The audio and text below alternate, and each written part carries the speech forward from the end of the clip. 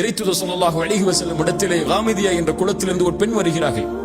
வந்து சொன்னார்கள், இறைத்தூதர் சபையில் இருக்கிறார்கள், நான் விபச்சாரம் செய்து விட்டேன், தண்டனையை கொடுங்கள். இறைத்தூதர் சொன்னார்கள், பெண்ணை என்ன சொல்கிறாய்? நீ பாவ மன்னிப்பை கேள், இறைவன் மன்னிப்பான், மறைப்பான், சாட்சிகள் இல்லை, ஏன் நீனாக வந்து ஒப்புக்கொள்கிறாய்? விலகிச்சல் என்று இறைத்தூதர் அனுப்பி விடுகிறார்கள். இறைத்தூதரிடத்தில் அந்த பெண் சொன்னார்கள், இறைத்தூதரை ஒரு தோழரை இது போல் அனுப்பினீர்கள், அது போல் என்னை அனுப்பலாம் என்று நினைக்காதீர்கள். நான் தண்டனையை பெறுவதற்காக என் குற்றத்தை வெளியே சொல்கிறேன். என் வயிற்றிலே கரு இருக்கிறது, குழந்தை இருக்கிறது. இறைத்தூதர் சொன்னார்கள், நீ செய்த பாவத்திற்கு குழந்தையின் தண்டனையை பெற வேண்டும், முடியாது. நீ குழந்தை பெற்றெடுத்ததற்கு பிறகு வா. குழந்தை பெற்றெடுத்ததற்கு பிறகு வந்தார்கள். பால்குடி மறந்ததற்கு பிறகு வா.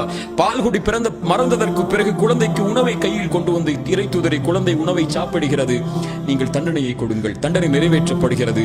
கல்லால் எறிந்து கொலை செய்ய வேண்டும். விபச்சாரம் செய்திருந்தால் திருமணத்திற்கு பிறகு அந்த தண்டனை கொடுக்கப்படும் போது அந்த பெண்ணுடைய இரத்தம் ஒரு தோழருடைய கையில் படுகிறது. அந்த தோழர் சீ என்றார்கள், ஒரு விபச்சாரியின் ரத்தம் என்றார்கள்.